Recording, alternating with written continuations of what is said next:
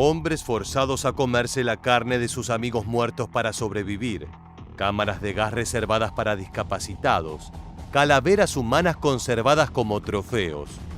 La Segunda Guerra Mundial fue uno de los momentos más oscuros y extremos de la historia. Nunca antes se vivió tanta euforia, terror y angustia por el devenir de un conflicto bélico. La contienda que devastó a Europa dejó miles de anécdotas llamativas, algunas por lo crueles y otras por lo curiosas. Hoy en este nuevo episodio de Historia Militar te mostraremos 6 cosas que eran relativamente normales durante la Segunda Guerra. ¿Estás listo? Pues entonces prepárate para viajar en el tiempo.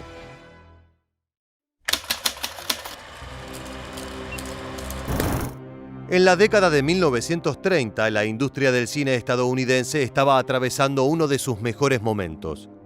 Hollywood estaba entrando en su era dorada, y uno de los estudios más beneficiados por este momento fue Disney. Sus personajes eran conocidos por toda la población norteamericana que los veía en tiras cómicas, afiches publicitarios y películas. Cuando estalló la Segunda Guerra, el gobierno de Estados Unidos le solicitó a la compañía que pusiera sus caricaturas al servicio del esfuerzo bélico. Para ello, Walt Disney diseñó decenas de cortometrajes en los que se veía a sus personajes luchando contra los fascistas como una forma de propaganda destinada a los más jóvenes. Así, un niño podía estar en la comodidad de su casa mirando distraídamente la televisión y de pronto encontrarse con el pato Donald lanzándose en paracaídas de un avión dispuesto a combatir contra los japoneses. Estas imágenes servían para recordarle a los civiles quién era el enemigo y por qué razones se luchaba. Por más que una persona no estuviera físicamente presente en el campo de batalla, el intenso aparato de propaganda gubernamental lo obligaba a estar al tanto de los principales sucesos.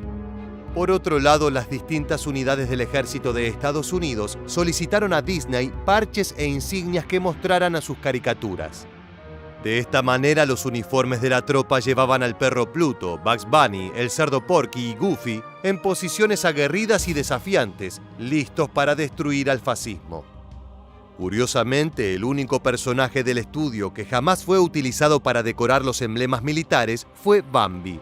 Es posible que esto se deba a que el ciervo resultaba una imagen poco amenazante a la hora de enfrentarse a los nazis.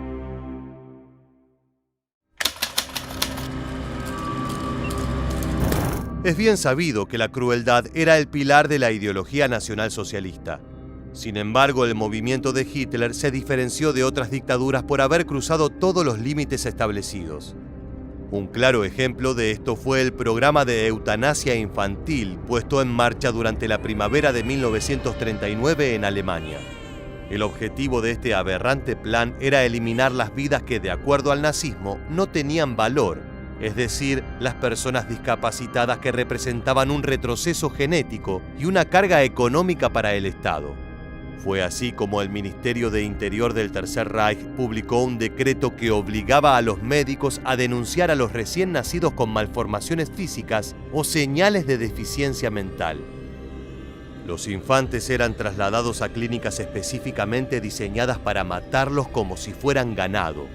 Una vez que entraban allí, no se los volvía a ver.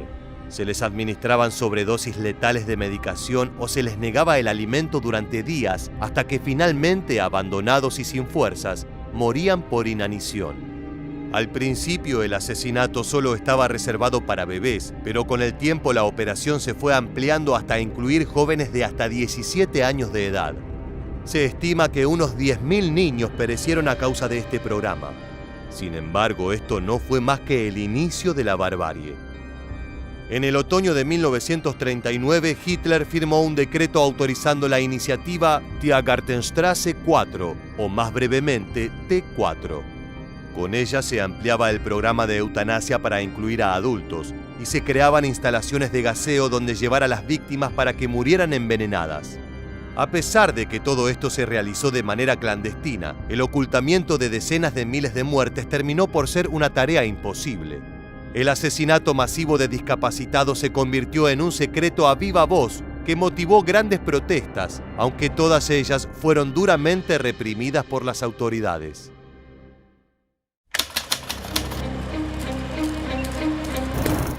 El 7 de diciembre de 1941, la Armada Imperial japonesa lanzó un ataque sorpresa contra la base naval de Estados Unidos en Pearl Harbor. La ofensiva dejó un saldo de más de 2.400 civiles y militares muertos y un total de 188 aeronaves destruidas. El hecho fue visto por la población norteamericana como un acto de cobardía cometido por salvajes que no conocían las reglas básicas de la guerra. El tío Sam ardía en deseos de venganza y por esta razón los estadounidenses ingresaron en el conflicto bélico. Los medios de comunicación y la propaganda gubernamental se encargaron de deshumanizar a los japoneses, refiriéndose a ellos con calificativos como ratas, escoria o parásitos amarillos. Cuando los estadounidenses se encontraron frente a frente con los nipones, se comportaron como si estuvieran cazando animales peligrosos. Luego de que un japonés caía muerto en el campo de batalla, el soldado que lo había ultimado se acercaba hasta el cadáver con la macabra intención de llevarse un trofeo. El tan ansiado premio era nada más y nada menos que un trozo del cuerpo del enemigo, y los más codiciados eran los dientes, las orejas y los cráneos. Sin embargo, quedarse con la cabeza del rival requería de tiempo y esfuerzo, ya que en primer lugar debían cortar los tendones y los músculos que recubrían el pescuezo. Una vez que la extremidad superior estaba desprendida, debían quitar la carne de la estructura ósea, de manera que tan solo quedara el hueso a la vista. Se trataba de un procedimiento tan sucio como tedioso que era capaz de revolver el estómago de hasta los más valientes. Las calaveras japonesas fueron conservadas como reliquias que demostraban que un soldado estadounidense había combatido a las tropas imperiales y que había probado su valía matando a un enemigo y quedándose con una parte de su cuerpo. Algunos llegaron al extremo de regalar estos particulares trofeos a sus familiares e incluso a sus novias.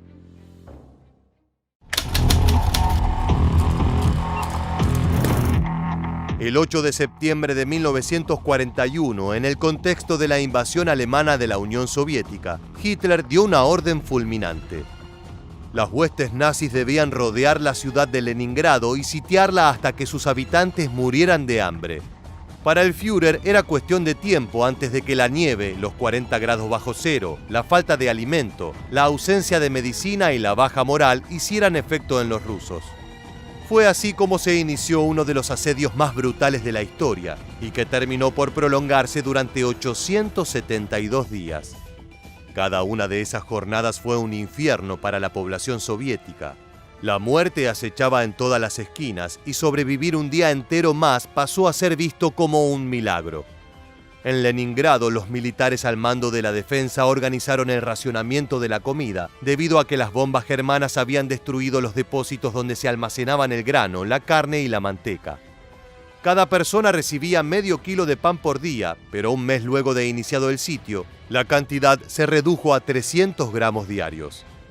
Cuando llegó el invierno y la situación se tornó crítica, se sacrificó a los animales del zoológico para poder comerlos. A continuación se hizo lo mismo con los animales domésticos y las mascotas. Sin embargo, el hambre no tenía fin, puesto que el cerco alemán se mantenía firme. Los más desesperados prepararon una desagradable gelatina hecha a base de cinturones y zapatos de cuero machacados y pasta para empapelar paredes. Otros fermentaron aserrín para fabricar una sopa que supuestamente tenía alto contenido calórico. Mientras tanto, los científicos soviéticos emprendían una carrera contrarreloj para extraer vitaminas de las agujas de pino, algo que abundaba en Leningrado. Nada de ello funcionaba y hubo quienes recurrieron a fabricar harina con el caparazón de los moluscos, con la que luego intentaban cocinar pan. Se estima que durante el asedio el ruso promedio apenas ingería el 10% de las calorías indispensables para sobrevivir. En este contexto, miles de personas recurrieron a uno de los tabús más grandes de la humanidad, el canibalismo. La policía soviética detuvo a 2.105 personas acusadas de devorar carne humana. Los acusados fueron divididos en dos categorías. Por un lado estaban los comedores de cadáveres, es decir, aquellos que se habían comportado como aves de carroña y habían buscado cuerpos sin vida en las calles o en edificios semiabandonados para luego cocinarlos. Por otro lado estaban los comedores de personas, cuyo crimen había sido aún peor, ya que habían asesinado a otros humanos para luego consumirlos. Quizás lo más escalofriante de esta historia sea el hecho de que tan solo el 2% de los detenidos tenía antecedentes penales. Esto significa que casi la totalidad de los caníbales eran personas comunes y corrientes, de las que nadie hubiera sospechado un delito semejante. Forzados por el hambre y la desesperación, creyeron que la única manera de sobrevivir era esa.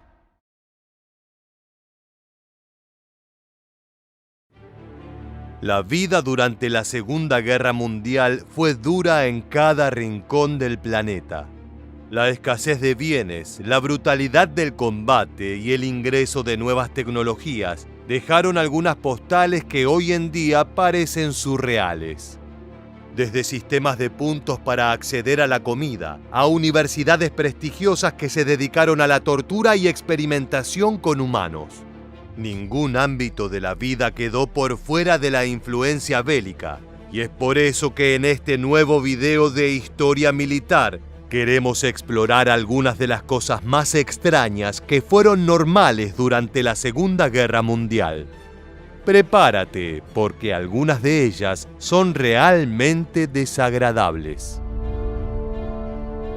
Situaciones extremas demandan soluciones ingeniosas, y por eso durante el conflicto que enfrentó a los aliados y las fuerzas del eje, surgieron trabajos bastante llamativos. Los cuidadores de palomas fueron personas exitosas y respetadas durante los años 40, ya que esas aves fueron extensamente utilizadas para enviar mensajes de forma secreta en zonas de gran peligro. De acuerdo con datos oficiales, el 90% de los mensajes enviados en palomas fueron entregados exitosamente. Otro empleo curioso fue el de grabador profesional de sonidos de artillería. Básicamente un soldado que se encargaba de grabar el sonido que producía el armamento enemigo, para luego poder analizarlo en detalle y localizar la posición basándose en las grabaciones. Hoy en día no hace falta que un soldado controle decenas de micrófonos en el campo de batalla, pero se siguen empleando tecnologías similares. Un empleo ya extinto es el de carpintero de aviación. Ya nadie recurre a aeronaves hechas de madera, pero en la Segunda Guerra Mundial el Waco CG-4 fue uno de los pilares en el transporte de tropas de Estados Unidos, con casi 14.000 unidades construidas. Es por eso que había empleados enteramente dedicados al trabajo con madera destinada a la construcción de aeronaves como el CG-4, el cual combinaba madera, acero y tela en su fuselaje. Un negocio más conocido, pero que terminó de consolidarse en estos tiempos, fue el de las tabacaleras. A principios del siglo XX, los cigarrillos eran considerados un vicio de la clase baja, reservados para niños inmigrantes que trabajaban en fábricas. La Primera Guerra Mundial fue el primer espaldarazo a la industria. Los soldados regresaron del frente con un marcado hábito de fumar. Tras una década de películas de Hollywood que hicieron del cigarrillo algo cool, cuando estalló la Segunda Guerra Mundial, las tabacaleras vieron la posibilidad de instalarse como el vicio número 1 de Estados Unidos. Inicialmente las empresas donaron millones de paquetes, pero luego de unos meses el tío Sam tuvo que comprar miles de millones más. No hay números precisos, pero se estima que Estados Unidos compró 55.000 millones de cigarrillos para sus soldados solo en 1944. Eso explica gran parte del humo en Europa.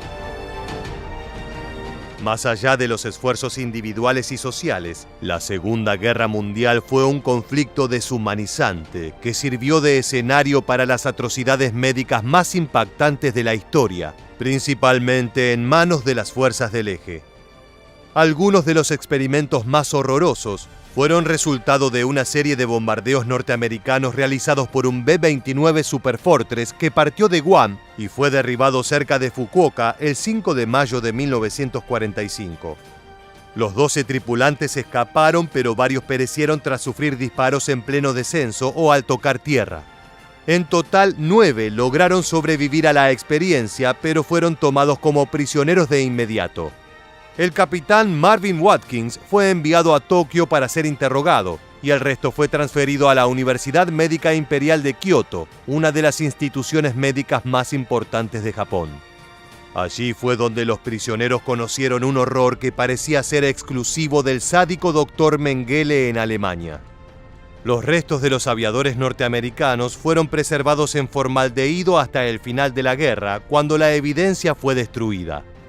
Parte de la verdad se supo recién en 1948, cuando durante una sesión del Tribunal de Crímenes de Guerra en Yokohama, se testificó que los doctores de la universidad inyectaron agua marina en los prisioneros de guerra, ya que querían probar si ésta era capaz de reemplazar la solución salina.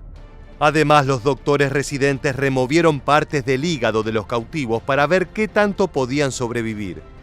Uno de los experimentos más asquerosos incluye la remoción de una porción del cerebro de un prisionero para tratar sus ataques de epilepsia. 23 personas fueron juzgadas por llevar a cabo vivisecciones y remociones incorrectas de partes corporales.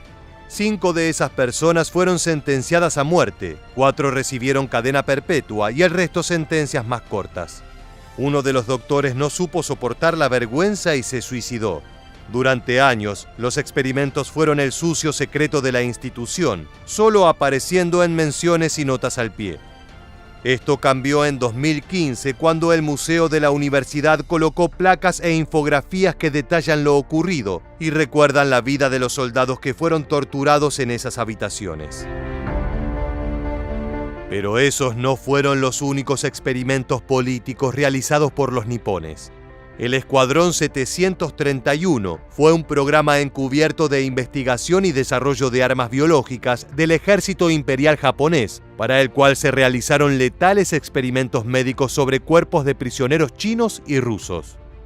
El escuadrón se camufló como un módulo de purificación de agua situado en el distrito de Pingfang, en el gobierno títere de Manchukuo. Se estima que al menos 10.000 personas, tanto civiles como militares, fueron objeto de la experimentación dirigida por el Escuadrón 731. Entre las actividades se incluía la vivisección, la exposición a materiales mortales, las cirugías experimentales y el envenenamiento sistemático de prisioneros para analizar la reacción de su cuerpo a las sustancias. Por supuesto, en un video sobre aberraciones de la Segunda Guerra Mundial, Alemania no se puede quedar sin participar. Para evitar que los soldados tuvieran la mente perturbada por la falta de contacto con mujeres, y más aún para evitar conductas que el Tercer Reich calificaba como inmorales, Alemania puso en funcionamiento una infame red de prostitución a lo largo de Europa. Se estima que para 1945 había cerca de 500 burdeles regentados por el ejército. La mayoría de las mujeres que habitaban esos lugares eran esclavas que accedían a punta de pistola a mantener relaciones con los soldados del Reich. Se estima que al menos 34.000 mujeres fueron obligadas a prostituirse en las regiones ocupadas por Alemania. Muchas de ellas pertenecían a pequeños pueblos campesinos que fueron devastados por la fuerza invasora. Una vez terminada la guerra, la gran mayoría de las prisioneras nunca relató sus experiencias traumáticas por vergüenza a ser juzgadas por su propia gente. Los efectos de la Segunda Guerra Mundial se extendieron mucho más allá de los teatros bélicos de Europa, el norte de África y el Pacífico. En Estados Unidos, uno de los principales síntomas del caos económico fue el sistema de racionamiento de bienes de consumo básico. Una vez que el tío Sam entró en el conflicto, se hizo evidente que el precio también sería pagado por los ciudadanos de a pie. Así nació la OPA, lo que podríamos traducir como Oficina de Administración de Precios. Estaba encargada de controlar no solo el valor, sino la distribución de productos como café, azúcar e incluso goma de mascar. Fue necesario un complejo sistema que determinaba cuántas unidades podía llevar cada persona, en qué horario y con cuánta frecuencia. Por supuesto que esto no le agradó a nadie, pero era necesario para que toda la población pudiese contar con cosas tan sencillas como infusiones o papel higiénico. El gobierno norteamericano instauró un sistema de puntos que eran otorgados a cada persona, incluso a los bebés. Al comprar un ítem, además de pagarlo, había que entregar los puntos correspondientes. En 1943, medio kilo de bacon costaba 30 centavos, pero el comprador debía entregar 7 puntos de racionamiento. Estos puntos estaban en forma de estampas que se encontraban en libros de distribución gratuita a lo largo del conflicto. Como detalle curioso, el primer bien de consumo en ser racionado fueron las ruedas de automóvil, cuya compra estuvo restringida a las pocas semanas del ataque a Pearl Harbor. De lo más frívolo a las tragedias más horrendas del siglo XX. La Segunda Guerra Mundial fue un periodo complejo que abarcó todas las facetas de la humanidad. That there were different experiments. Not all the experiments were the same. But we were used in experiments 6 days a week. Algunas de las más horrendas prácticas sucedidas en los campos de concentración durante el nazismo se hicieron en nombre de la ciencia. Así como lo escuchan, los médicos del Tercer Reich torturaban y utilizaban sin piedad los cuerpos de los reclusos, haciendo gala de una crueldad absoluta. Todo esto lo hacían para intentar conseguir respuestas a los males que sufrían los soldados alemanes. En su lógica, los prisioneros merecían morir por ser escoria y permitir desarrollos sanitarios para la raza aria. En el video de hoy vamos a explorar algunos de los nombres más siniestros de la nómina científica nazi y cuáles fueron los retorcidos experimentos que realizaron en el campo de concentración de Dachau.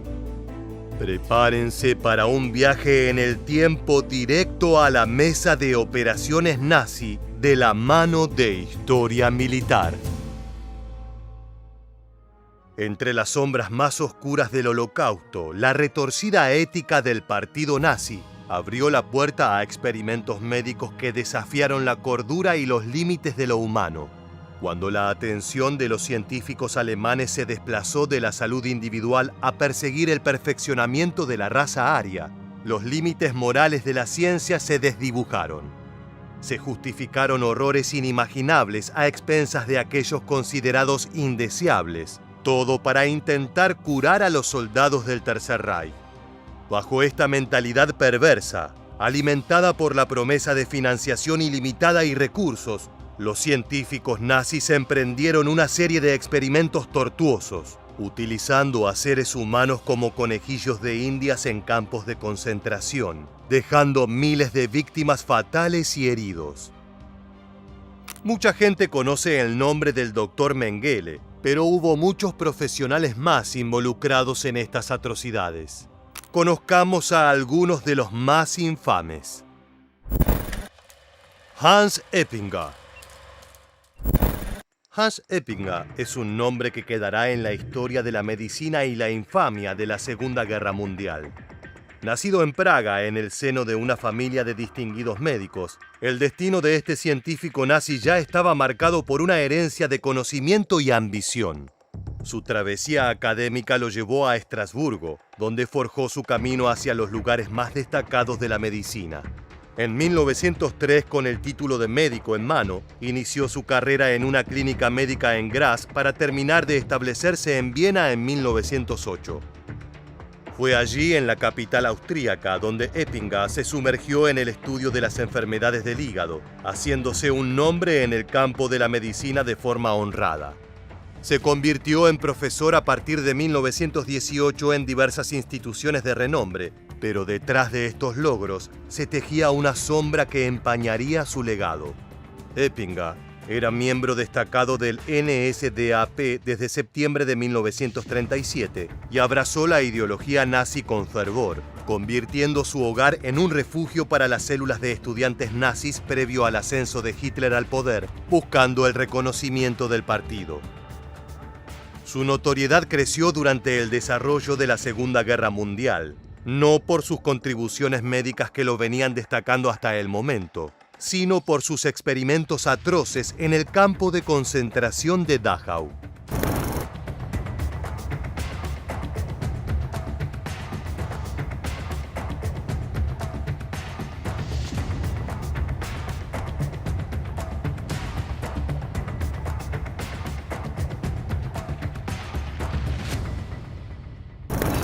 Junto al profesor Wilhelm Weigelböck, sometió a prisioneros romaníes a un estudio de extrema crueldad.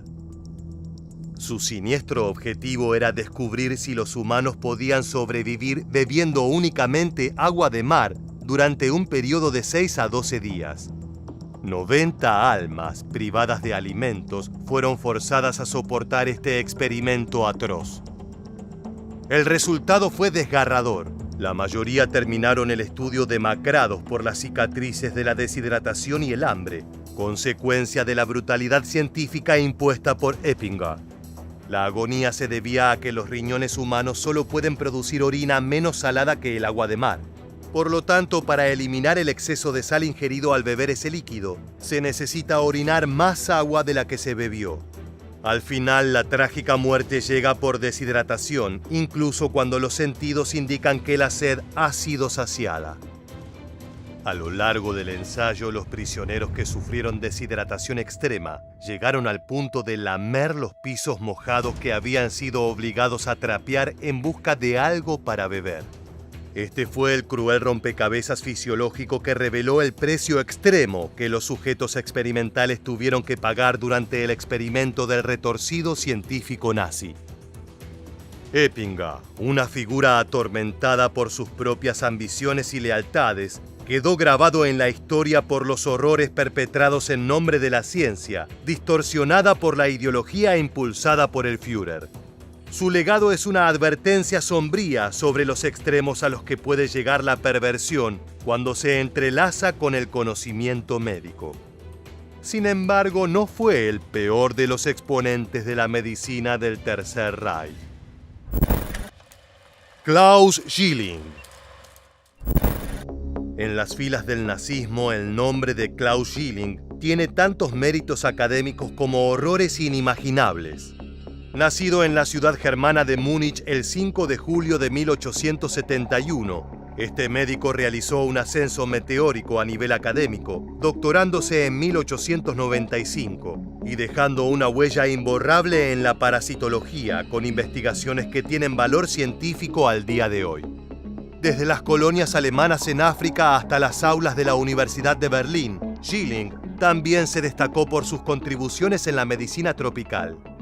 Su inquebrantable dedicación lo llevó a dirigir la división relacionada con esta área en el prestigioso Instituto Robert Koch en 1905, donde desarrolló sus investigaciones a lo largo de 3 décadas.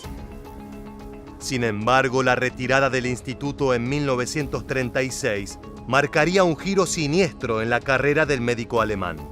Klaus Schilling se mudó a la Italia fascista de Mussolini, donde encontró terreno fértil para experimentos inhumanos con reclusos de asilos psiquiátricos, a los que el régimen de Mussolini consideraba descartables. Estas investigaciones estaban en parte financiadas por el régimen nazi para ayudar al duce en su oscuro propósito: prepararse para la guerra ítalo-etíope. El retorno a Alemania en 1941 le abrió la puerta a una oscura colaboración con Heinrich Himmler, el abominable líder de las SS. El jerarca nazi le dio a Schilling una estación de investigación en el campo de Dachau, donde la experimentación se convirtió en un arma de tortura para los reclusos. Primero se llevó adelante una aberrante práctica que desgarraba la ética médica, infligiendo heridas a los sujetos, simulando los estragos del campo de batalla sufridos por los soldados nazis y buscando curas. Sin piedad, estos individuos eran sometidos a brutales ensayos sin anestesia, con el objetivo de experimentar con medicamentos aún sin aprobar, diseñados para sofocar infecciones y acelerar la curación. Pero la crueldad no conocía límites, ya que las pruebas se llevan al extremo.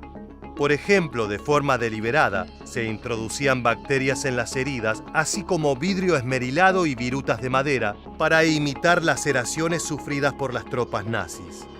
Los prisioneros que no morían a causa de las infecciones lo hacían debido a la experimentación con los medicamentos. Luego Schilling se volcó a investigar su pasión por las enfermedades tropicales, en especial la malaria. Los prisioneros fueron víctimas de un trato sádico, con manos y brazos atados en jaulas llenas de mosquitos portadores de la enfermedad, para investigar cómo ésta afectaba a los humanos. Una vez que los pacientes involuntarios estaban infectados, se les aplicaban dosis de drogas sintéticas de prueba letales para intentar buscar una cura que no apareció.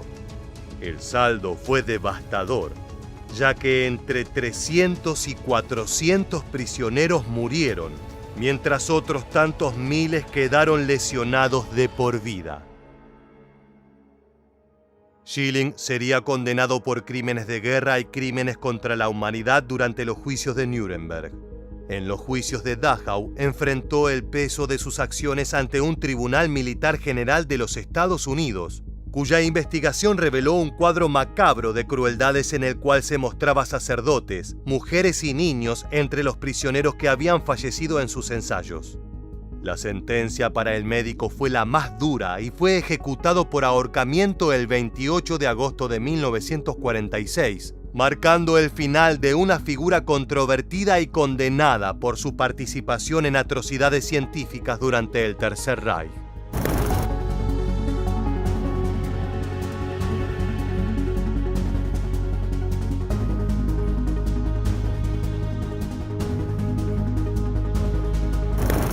En este drama retorcido, Klaus Schilling pasó de ser un respetado académico a un criminal de guerra, y su legado fue empañado por la atrocidad de sus experimentos.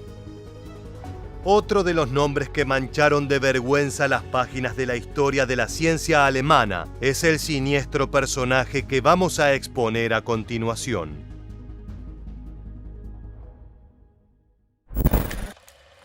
Sigmund Rascha. En el corazón de Múnich, el 12 de febrero de 1909, nació Sigmund Rascha, un hombre determinado a convertirse en una de las leyendas más oscuras del Tercer Reich. Creció en el seno de una familia acomodada y su destino parecía sellado desde el principio, ya que su padre, Hans August, ya era médico de las temibles SS en aquel momento. Cuando la sombra del nazismo se empezó a cernir sobre Alemania, Rascha no tardó en abrazar fanáticamente la ideología del Tercer Reich. Afiliado al partido nazi desde 1933, el joven médico ya se había unido a las filas de las SA, las infames camisas pardas del Führer. Su compromiso con Adolf Hitler llegaba a un extremo tan dogmático que, en un acto de despiadada traición, denunció a su propio padre ante la Gestapo por prácticas consideradas antinazis. Esta jugada maestra y siniestra sería lo que catapultaría su posición al interior de las SS, haciéndolo conocer distintas personalidades del ámbito del Tercer Reich. Fue en esa escalada que su destino se entrelazó con el de Carolina Diehl, conocida como Nini, una figura enigmática del ambiente del arte con conexiones íntimas con el líder de las SS. El matrimonio entre Rascha y Diehl no solo selló su estatus en frente al gobierno nazi, sino que lo llevó a ser íntimo amigo de Heinrich Himmler. Las páginas más siniestras de su vida se escribieron en los campos de concentración durante la Segunda Guerra Mundial, particularmente en Dachau. Ya como médico referente de las SS, en 1939 le escribió a su jefe pidiéndole sujetos humanos para sus experimentos, ya que pensaba que los seres humanos serían mucho mejores sujetos para experimentos que los roedores. Himmler estuvo completamente de acuerdo. A pesar de haberse conocido solo una semana antes, había un entendimiento natural en el desprecio por algunas vidas humanas a las que consideraban menos importantes que otras. Fue así como inició un estudio en el fatídico campo de concentración. Como la mayoría de las atrocidades del Holocausto, los experimentos médicos nazis se ubicaron en la intersección perversa del racismo, la industrialización y la ciencia. Cuando Himmler sugirió que cualquier prisionero que sobreviviera podía liberarse de la pena de muerte y en su lugar ser condenado a cadena perpetua, Rascha no estuvo de acuerdo. Convencido que se trataba de escoria, dado que solo eran polacos y rusos, no había necesidad de concederles ese perdón. Inicialmente estaba al mando de investigar los efectos de la altitud en el cuerpo humano, pero Rascha pronto le dio un tono a sus experimentos hacia un abismo de brutalidad y deshumanización. Propuso una serie de crueles ensayos para medir la resistencia humana en condiciones extremas, desde pruebas con pilotos de la Luftwaffe hasta pruebas de hipotermia que llevaban a la muerte. A mediados de 1942, en el campo de Dachau, Raja llevó a cabo estas atroces pruebas bajo la supervisión de oficiales de las SS, dejando cicatrices imborrables en la historia de la medicina y la humanidad. En los siniestros pasillos de su laboratorio, Sigmund Raja desplegó una maquinaria del horror. El primer acto macabro se llevó adelante en una cámara de despresurización, un oscuro aparato diseñado para replicar las condiciones infernales por las que pasaban los pilotos de la Luftwaffe a 65.000 pies de altura, que equivalen a unos escalofriantes 20.000 metros sobre la tierra. Los prisioneros, ilusionados con la promesa de conseguir libertad al concluir el estudio, ingresaban a la sala de pruebas ajenos al calvario que les aguardaba. En el tétrico escenario, los cautivos eran equipados con máscaras protectoras y sometidos a las condiciones físicas que soportaba un piloto nazi. La verdadera tragedia se desataba cuando Raja les negaba el oxígeno a los reclusos y el aire vital se desvanecía, emulando las circunstancias de los miembros de la Luftwaffe en picadas vertiginosas. La alarma resonaba, la máscara se retiraba y el terror se apoderaba de los cuerpos de los prisioneros, convulsionando en agónicas asfixias ante la falta de oxígeno.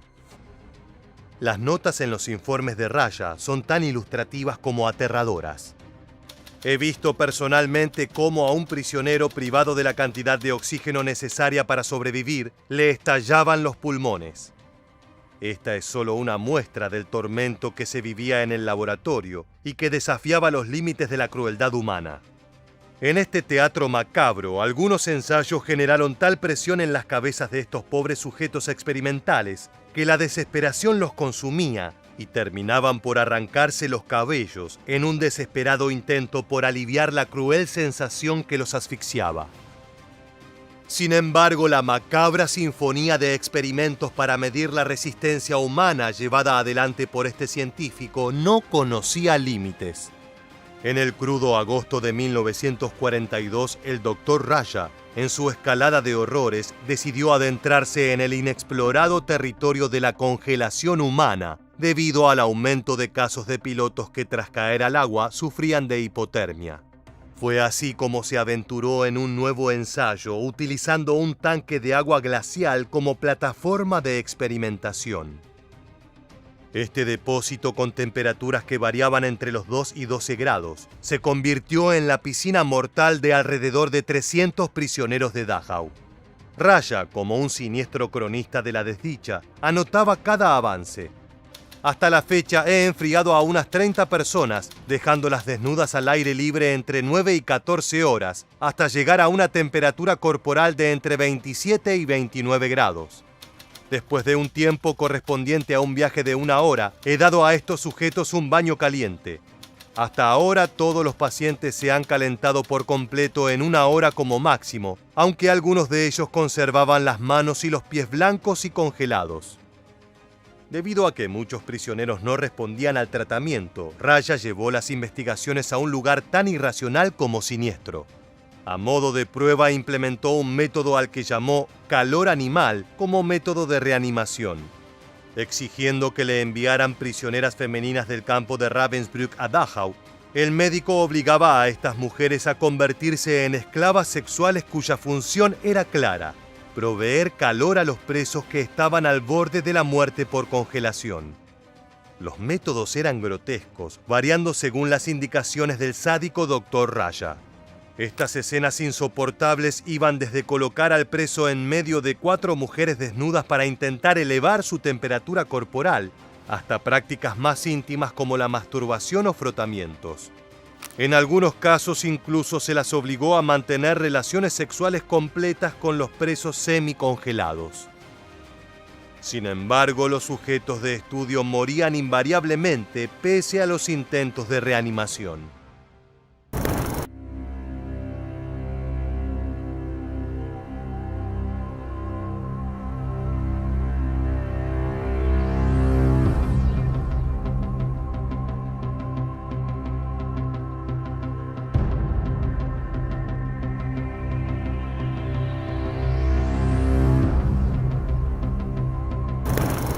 De los 300 reos utilizados, cerca de 100 fallecieron tras esta tétrica investigación, que solo terminó porque sus resultados no aportaron ningún dato útil al Tercer Reich y empezaron a recortarle el financiamiento al sádico científico.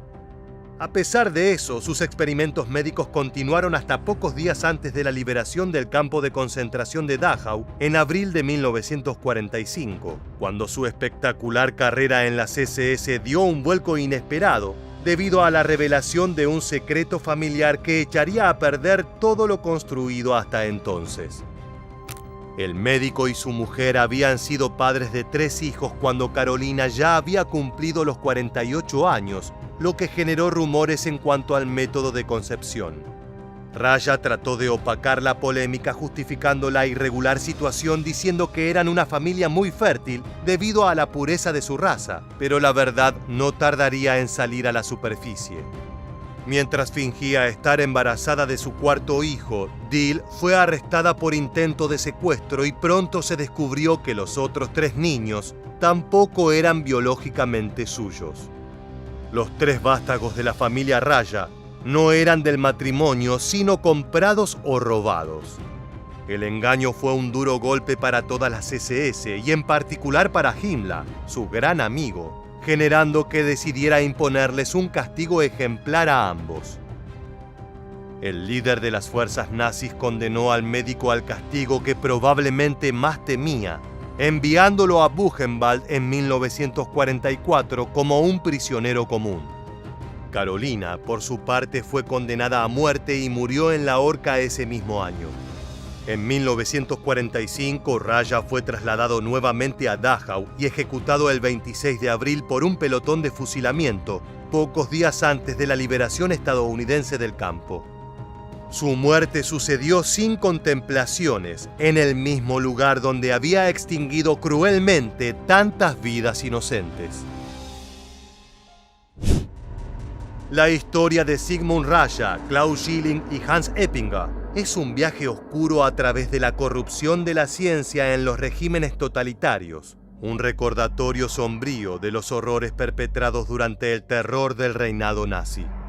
El capítulo final de esta época macabra se escribió con el Código de Nuremberg, nacido del juicio histórico conocido como el Juicio de los Médicos. Este conjunto de 10 reglas surgió para asegurar que la experimentación con humanos se llevase a cabo de manera ética. It was vicious and sadistic. A doctor is expected to have at least a little compassion. It goes against what the medical profession is all about. It was a group of doctors only thinking about their careers. They realized it was the opportunity of a lifetime. Maybe it wouldn't be possible in the future. It's now or never. El saldo de estos actos fue de más de 15.000 vidas sacrificadas y 400.000 individuos traumados, mutilados o deformados. Aunque las atrocidades científicas nazis quedaron en el pasado, la lección en el Código de Nuremberg persiste. Recordar para no repetir. De esta manera estamos llegando al final del trágico y movilizante video de hoy. Te agradecemos haber llegado hasta el final y te esperamos en las próximas entregas de Historia Militar.